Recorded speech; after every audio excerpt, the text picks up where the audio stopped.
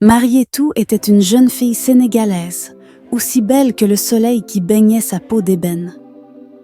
Mais dans sa banlieue de Dakar, sa beauté était souvent éclipsée par les standards de beauté dominants.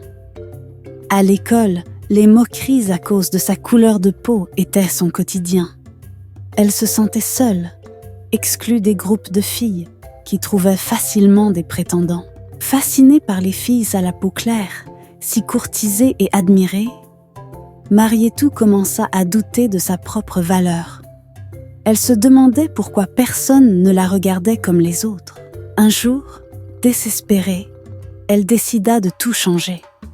Elle se procura des produits éclaircissants, espérant ainsi enfin être acceptée. Ainsi, elle appliquait de manière désespérée les produits éclaircissants sur sa rare peau d'ébène.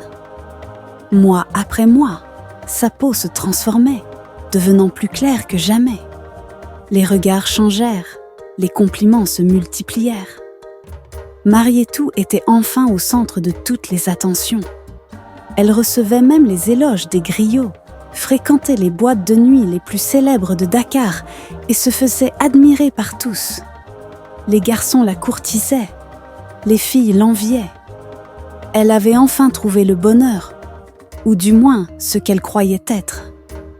Mais le destin avait d'autres plans pour elle.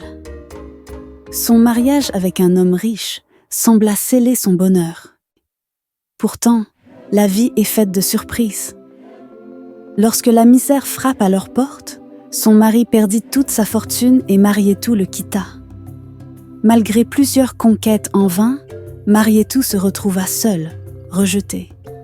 Sans argent pour entretenir sa peau artificiellement éclaircie, elle commença à retrouver sa couleur naturelle, mais cette fois, abîmée par les produits chimiques. Les regards admiratifs se transformèrent en mépris. Marietou, autrefois la plus belle, était devenue la plus délaissée. Elle avait tout perdu, son mari, ses amis, et surtout, elle avait perdu confiance en elle-même.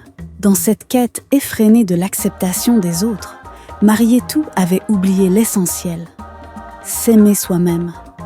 La beauté est subjective et chaque personne est unique.